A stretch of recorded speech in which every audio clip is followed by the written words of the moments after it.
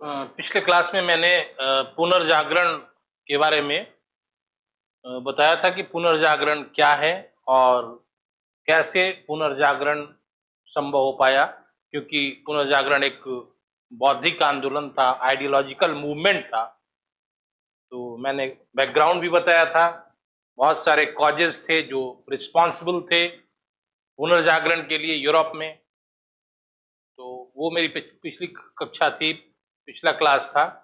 अब इस क्लास में मैं आपको बचे हुए सेगमेंट जो है पुनर्जागरण के, उस पर डिस्कस करेंगे, जो कि बहुत इंपॉर्टेंट है क्वेश्चन के हिसाब से। पहला जो इंपॉर्टेंट टॉपिक है, द एलिमेंट ऑफ रेनेसा, पुनर्जागरण के तत्व, या आप इसको विशेषताओं के रूप में भी ले सकते हैं कि कैरेक्टरिस्टिक्स ऑफ रेनेसा, पुनर्जागरण की विशेषताएं या पुनर्जागरण के तत्व। ये बहुत इंपॉर्टेंट पॉइंट है कि यदि कभी आपको प्रश्न आ जाए तो आप कैसे बताएंगे कि क्या नए एलिमेंट्स आए पुनर्जागरण में, या पुनर्जागरण किस चीज को बताता है। वो तो सिंपल आंसर था जो मैंने बताया कि क्या है पुनर्जागरण, और दूसरी बात कि पुनर्जागरण कैसे संभव हो पाया।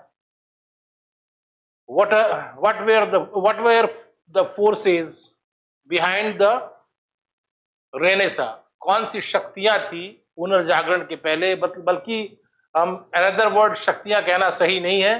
What were the causes, what was the backdrop for European Renaissance.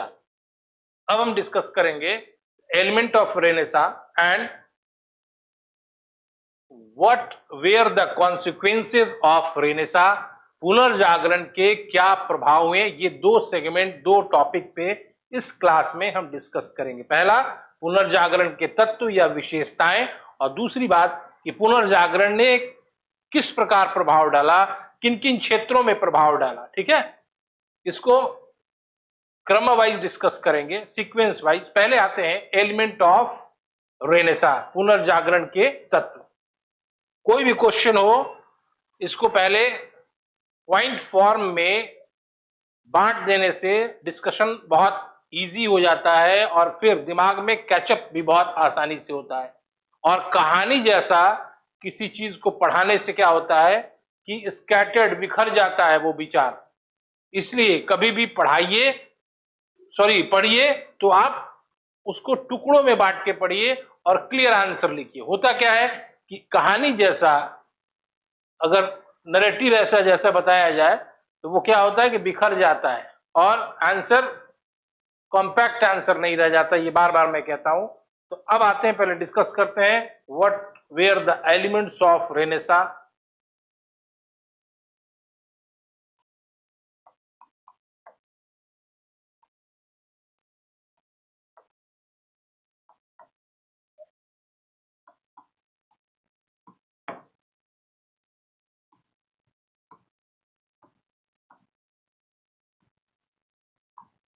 पुनर्जागरण के तत्व या विशेषताएं भी कह सकते हैं आप।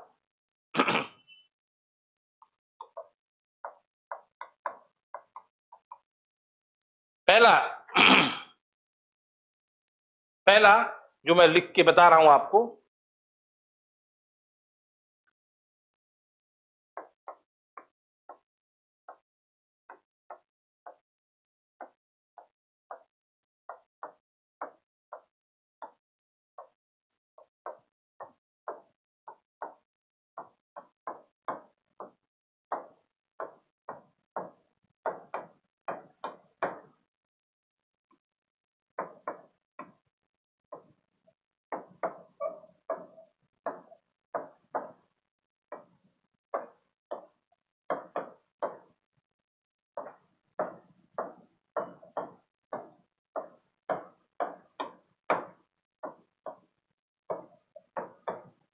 क्या क्या चीजों पर इन्फेसिस दिया जाता था पुनर्जागरण के बाद यूरोप में। अब पुनर्जागरण के बाद इन चार तत्वों पर सर्वाधिक बल दिया गया। पहला, तर्क पर बल। दूसरा, प्रयोग पर बल। तीसरा मानववाद और चौथा सहज सौंदर्य। तर्क पर बल का मतलब है कि पुनर्जागरण काल में, पुनर्जागरण के बाद यूरोप के विचारधारा पर लॉजिक का बहुत बड़ा असर हुआ, तर्क का बहुत बड़ा असर हुआ। और उस समय अरस्तु का तर्कशास्त्र जो विषय पर जो पुस्तक है उसकी बहुत अधिक प्रचलन हो गई।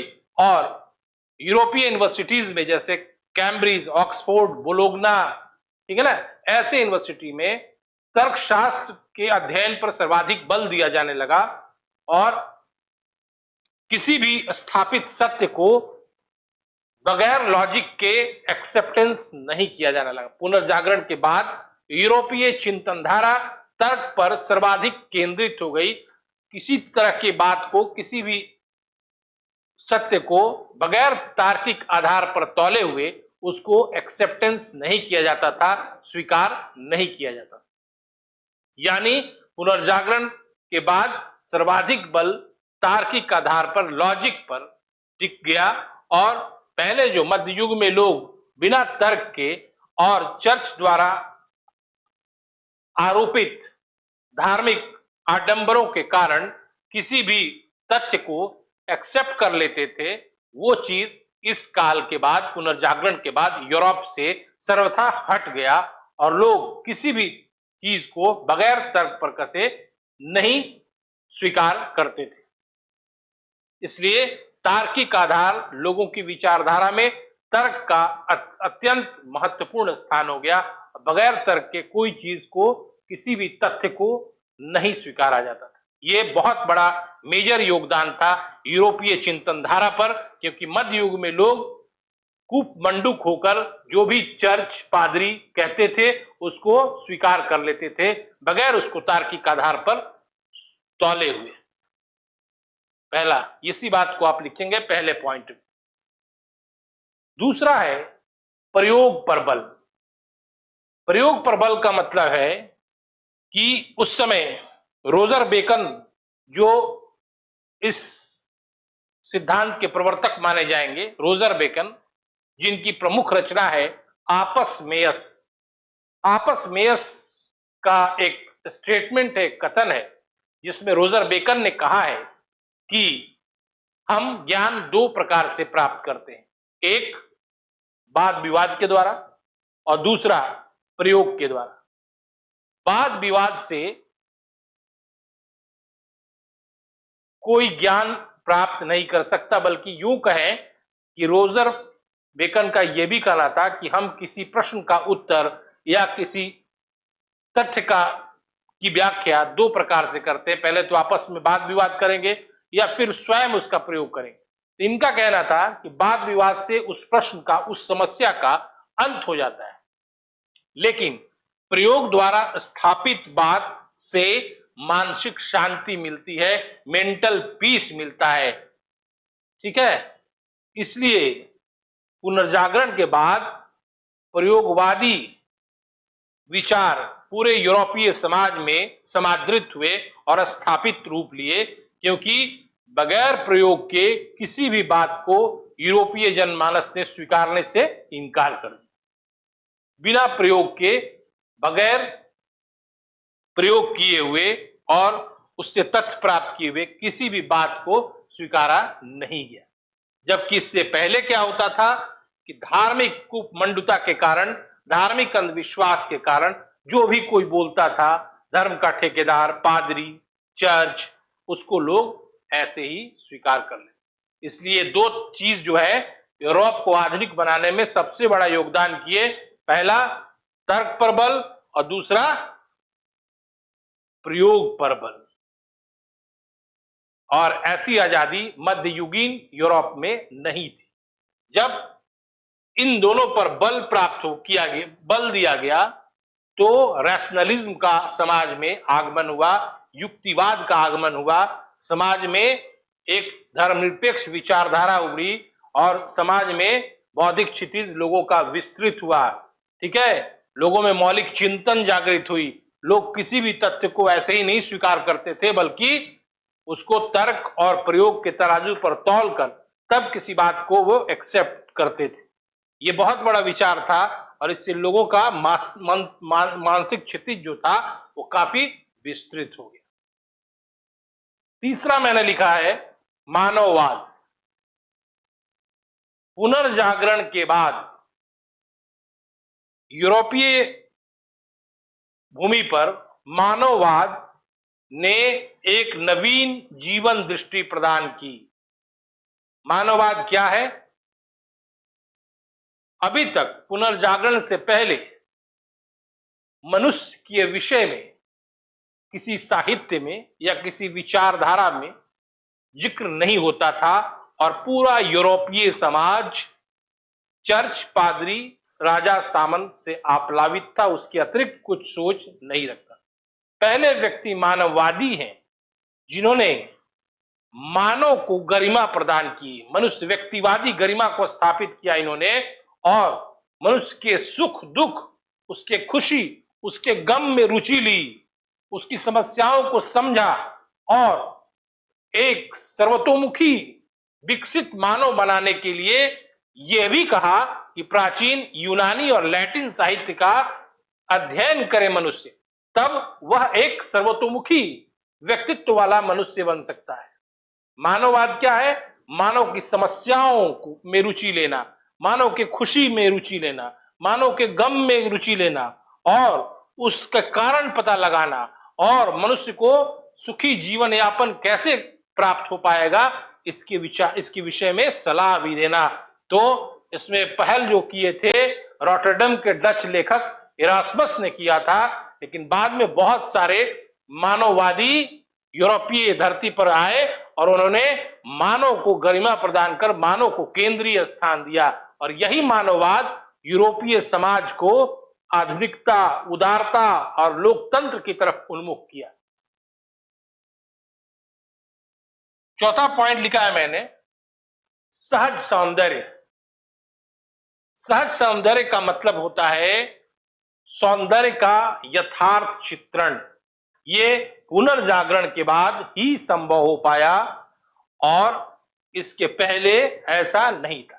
यथार्थ सौंदर्य का चित्रण, यह चित्रण भौतिक और मानसिक दबाव से मुक्त था और यथार्थ चित्रण तभी हो सकता है जब कला के क्षेत्र में, चित्रकला के क्षेत्र में वैज्ञानिक मापदंडों को अपनाया जाए।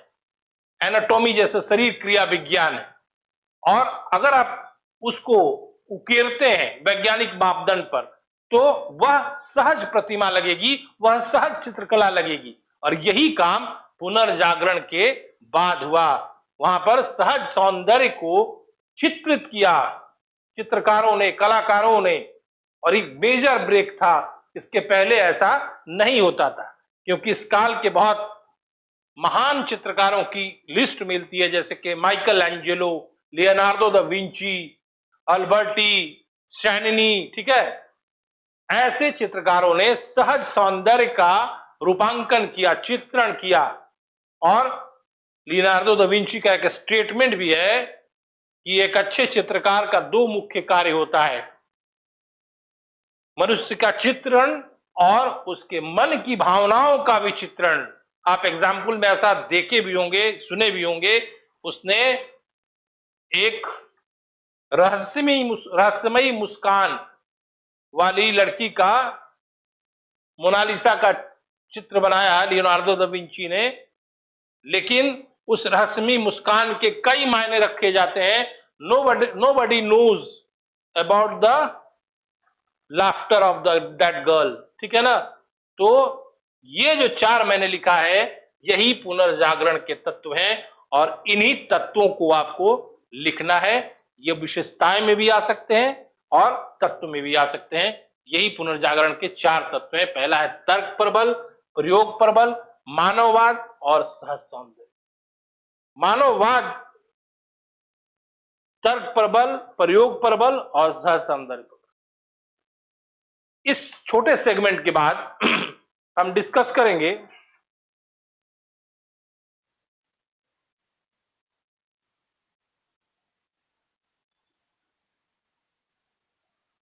कि पुनर्जागरण का कॉन्सिक्वेंसेस, प्रभाव कैसे पुनर्जागरण ने किन किन क्षेत्रों पर अपना प्रभाव डाला, तो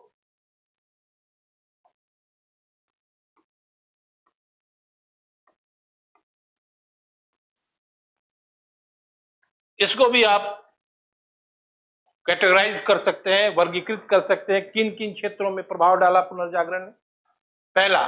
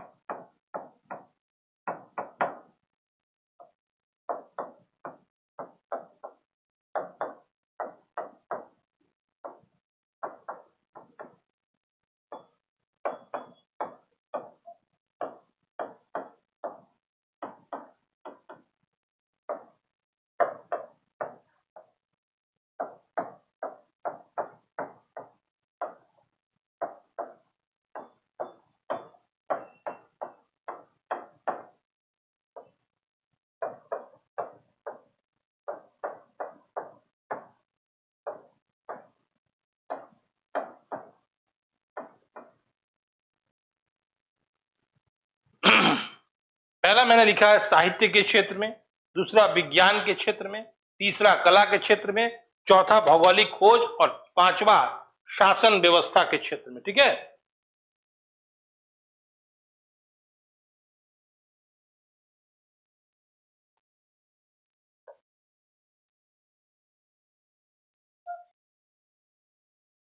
तो साहित्य के क्षेत्र में सबसे बड़ा मेजर चेंजेस क्या हुआ रेनेसा के बाद?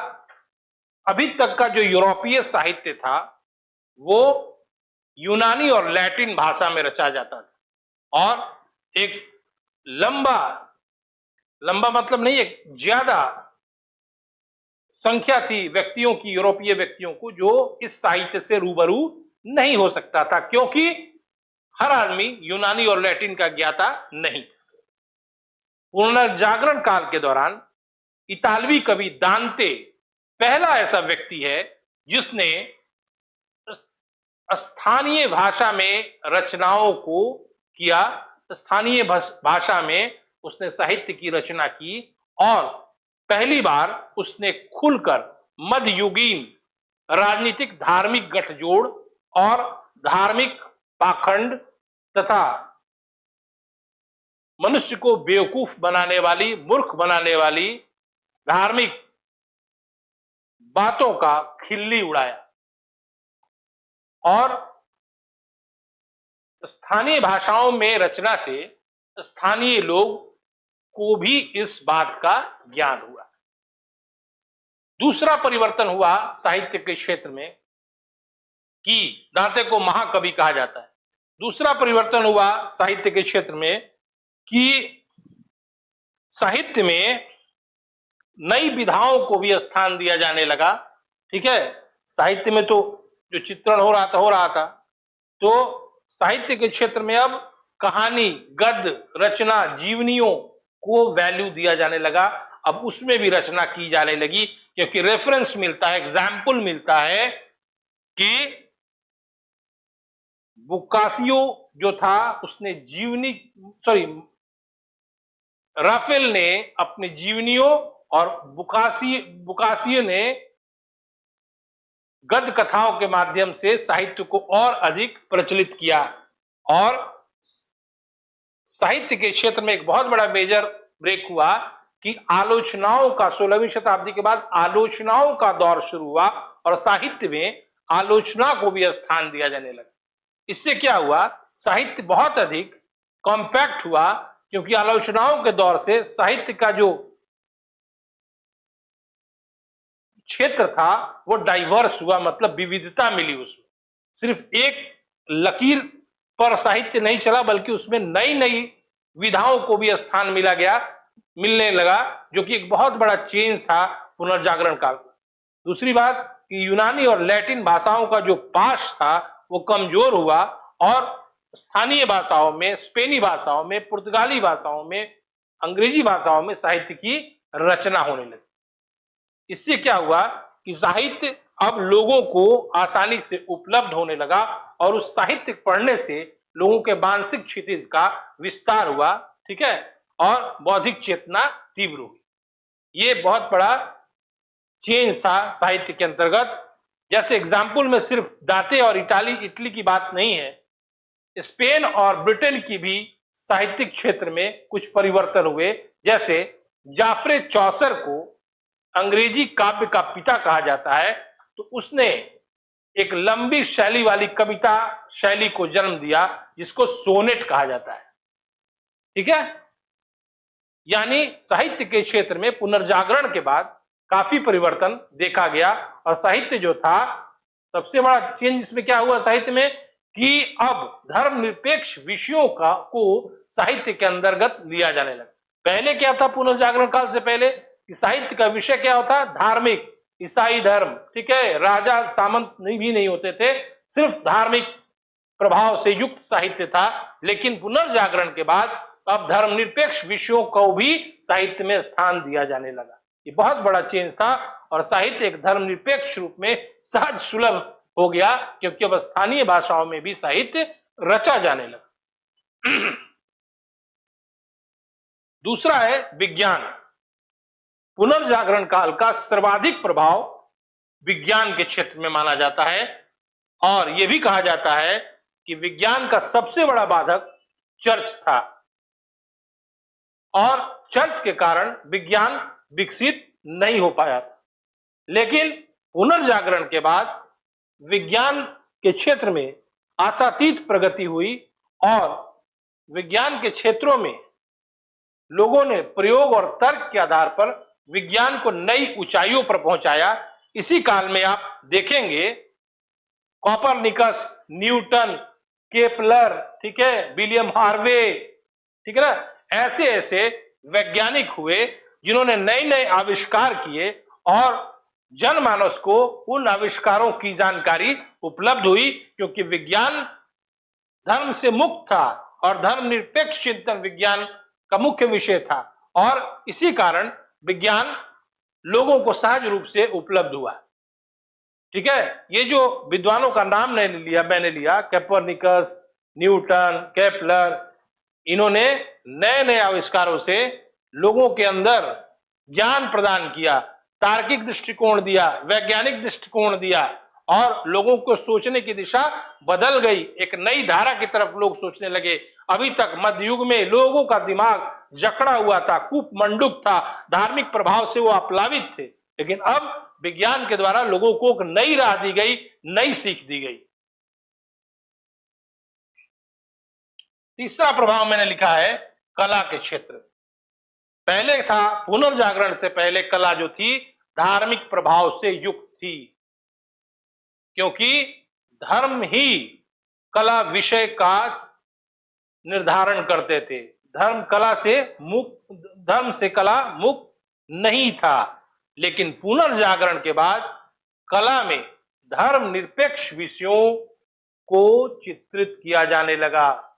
यानी यूनानी कला के जो धर्म निरपेक्ष पहलू थे, जिनकी उपेक्षा मध्य युग में की गई थी, उसको फिर से पुनर्जागरण काल में वैल्यू दिया गया, और मध्यकाल के जो धार्मिक तत्व थे उसको नकार दिया चित्रकारों ने, मूर्तिकारों ने, ठीक है। सिर्फ चित्रकारी और मूर्तिकला में ही प्रगति नहीं हुई थी, बल्कि स्थापत्य कला के क्षेत्र में भी, संगीत कला के क्षेत्र में भी प्रगति हुई थी। इसी काल में आपको Michelangelo, Raphael, Leonardo da Vinci, इस तरह के कलाकार मिलते हैं देखने को। तो कला ने भी धार्मिक प्रभाव को त्याग दिया, और धर्मनिरपेक्ष रूप से कला का प्रदर्शन किया गया पुनर्जागरण काल में।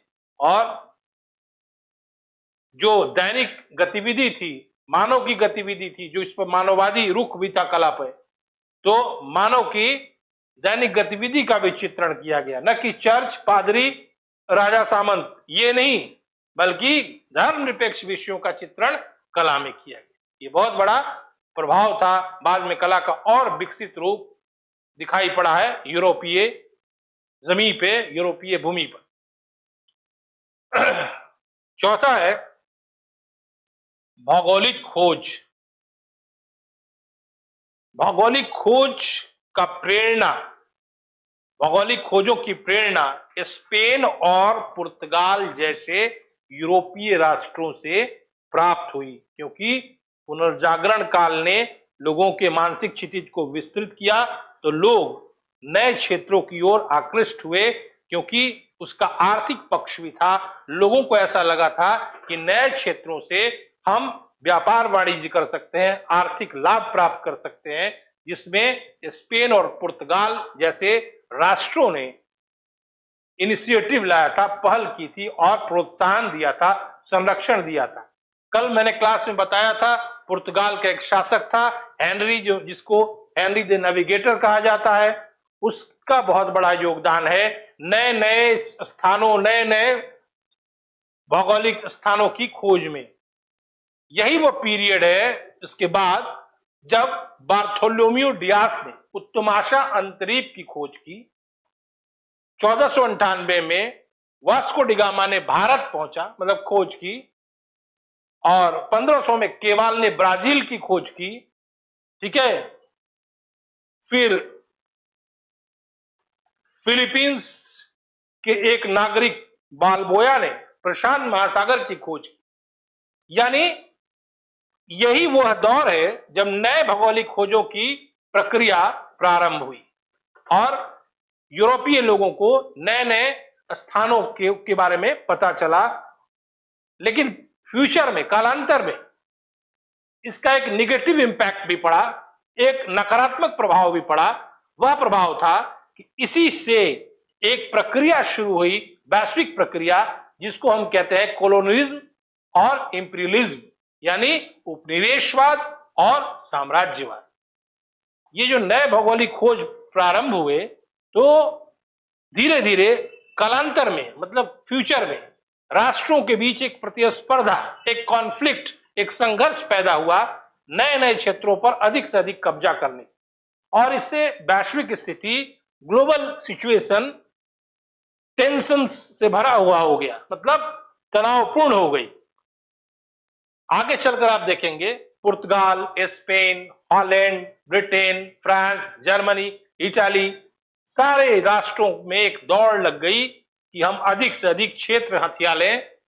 और इसका परिणाम क्या हुआ कि इन क्षेत्रों पर उन्होंने औपनिवेशिक साम्राज्य कायम करने का प्रयास किया। और आगे चलकर आप देखेंगे, बहुत आगे, यानी वर्ल्ड हिस्ट्री के आगे, जब आप देखेंगे कि इसी प्रक्रिया, इसी प्रोसेस का क्लाइमेक्स आप दिखाई पड़ेगा दो वर्ल्ड वार में, फर्स्ट वर्ल्ड वार और सेकेंड वर्ल्ड वार। ये भौगोलिक खोजों ने एक ऐसी प्रक्रिया यूरोप वासियों में स्टार्ट की जिसका परिणाम विश्व को तनाव में ग्रसित करना था। हाल तक 90 के डिकेड तक आप कोल्ड वार सुने होंगे, लेकिन after the decline of USSR the concept of cold war was abolished. ठीक है, सोवियत संघ के पतन के बाद शीत युद्ध की धारणा खत्म कर दी गई, एबॉलिस्ट कर दी। कैसे? नेचुरली, राष्ट्रों ने नहीं किया था, क्योंकि शीत युद्ध के दो पिलर थे, एक यूएसए, दूसरा यूएसएसआर। यूएसएसआर का डिक्लाइन हुआ तो अपने आप उसका रेलेवेंस खत्म हो गया। ठीक है, और आज भी कॉन्फ्लिक्ट देख ही रहे हैं आप, रशिया यूक्रेन, ग्लोबल टेंशन हमेशा रहता है। तो छोड़िए इस बातों को, मैं ये बता रहा हूं कि भौगोलिक खोजों के कारण ही आगे में वो प्रक्रिया जिसका निगेटिव मैं मानता हूं, एक औपनिवेशिक दौड़ लगी और बाद में इसी से उपनिवेशवाद, साम्राज्यवाद जैसी प्रवृत्ति विश्व में घर कर गई और बाद में विश्व को इसको सहना भी पड़ा दो विश्व युद्धों से। ठीक है, और छोटे मोटे तो संघर्ष हमेशा हुए, लेकिन दो विश्व युद्धों ने बहुत कुछ प्रभाव डाला वैश्विक विकास धारा पर। अब आते हैं शासन व्यवस्था। पुनर्जागरण काल के पहले मैंने बताया है, कई बार क्लास में बताया कि शासन क्या था, पादरी और चर्च के साथ एक गठजोड़ का ऑर्गेनाइजेशन था। राजा, पादरी और कुली ये प्रिविलेज क्लास थे, सुविधा भोगी वर्ग थे, और बाकी लोग कॉमन मैन थे, जिनकी कोई वैल्यू नहीं थी, कोई डिग्निटी नहीं थी। और चर्च का पूरा हस्तक्षेप राज्य के कार्यों में, शासन कार्यों में होता था। पुनर्जागरण काल के बाद ऐसा नहीं रहा, क्योंकि दांते ने अपनी प्रसिद्ध कृति द मोनार्किया में एक स्टेटमेंट दिया कि अधार्मिक विषयों में राज शक्ति ही सर्वश्रेष्ठ होती है। अधार्मिक विषयों में राज शक्ति ही सर्वश्रेष्ठ होती है। दांते द मोनार्किया पुस्तक लिखा था। इस स्टेटमेंट का मतलब हुआ कि धर्म को छोड़कर बाकी क्षेत्रों में राजा के आदेश को ही पालन करना चाहिए। अधार्मिक विषयों में राज शक्ति ही सर्वश्रेष्ठ होती है। ये स्टेटमेंट है दांते का। एक और विद्वान है, विचारक है, मर्सिगिलियो, ठीक है ना, उसने डिफेंडर ऑफ पीस एक रचना लिखी और उसमें कहा, डिफेंडर ऑफ पीस में, कि पोप, राजनीतिक क्षेत्र में पोप का हस्तक्षेप अनुचित है। यानी उसने भी इस बात की वकालत की कि शासन कार्य में, राजनीति में पोप को कोई रुचि नहीं रखनी चाहिए और वो कभी हस्तक्षेप नहीं करे, तभी शासन कार्य अच्छे से चल सकता है। तो पुनर्जागरण काल के बाद ही पूरा एडमिनिस्ट्रेटिव सेटअप जो था यूरोप का, उसमें एक नया परिवर्तन आया और चर्च को शासन कार्य से अलग कर दिया गया। मैंने चर्च को अलग नहीं किया गया, चर्च का प्रभाव शासन कार्य से बिल्कुल हट गया और चर्च के पादरियों का भी निर्वाचन किया जाने लगा और उनको राजकोष से वेतन दिया जाने लगा और शासन व्यवस्था में एक धर्मनिरपेक्ष फूट दिया गया। यानी शासन ईसाई धर्म या चर्च से प्रभावित नहीं होकर बल्कि एक सामान्य शासन की तरह काम करने लगा। ये बहुत बड़ा मेजर परिवर्तन था और ये एडमिनिस्ट्रेशन, जो यूरोपीय एडमिनिस्ट्रेशन था, वो बिल्कुल इफेक्टिव और कुशल होकर यूरोप में काम किया। नहीं तो इसके पहले प्रशासन नाम के लिए था, बल्कि उसकी स्थिति चर्च और पादरी के नीचे ही थी, मातहत ही थी। लेकिन अब प्रशासन को एक स्वतंत्र अस्तित्व प्राप्त हुआ और प्रशासन ने अपने मन माफिक, यानी अपने इच्छा के मुताबिक शासन कार्य किए। उसमें पादरी का, चर्च का या धार्मिक सिद्धांतों का कोई हस्तक्षेप नहीं रहा। यही इसका प्रभाव है पुनर्जागरण का। हमने आज क्लास में 3 टॉपिक्स पे बात किया, 4 टॉपिक्स पे बात किया। पहला, पुनर्जागरण क्या है। दूसरा, मैंने बताया कि पुनर्जागरण के लिए कौन से कारक जिम्मेवार थे, कौन सी ऐसी परिस्थितियां थी, इवेंट्स थे, those are responsible for the renaissance, यूरोपीय रेनेसा। कौन सी ऐसी परिस्थितियां थी जो जिम्मेवार थी यूरोपीय पुनर्जागरण की। ये 2 टॉपिक पिछले क्लास में मैंने बताया। इस क्लास में मैं 2 टॉपिक्स पे डिस्कशन किया। What were the elements of renaissance, पुनर्जागरण के तत्व क्या है, या what were the characteristics of renaissance. दोनों एक ही हुआ, विशेषताएं और तत्व। अगर आए तो आप वही 4 चीज को डिलिबरेट कीजिएगा, व्याख्या कीजिएगा। अभी उसके बाद दूसरा टॉपिक मैंने देखा कि पुनर्जागरण का क्या प्रभाव हुआ या किन किन क्षेत्रों में पुनर्जागरण ने अपना प्रभाव डाला। ठीक है, तो इससे आपको पुनर्जागरण संबंधी जो भी प्रश्न आएगा, यदि आप इसको पढ़ लेंगे, मगअप कर लेंगे, तो आप आसानी से लिखेंगे और नंबर आपका पर्याप्त आ सकता है। Thank you.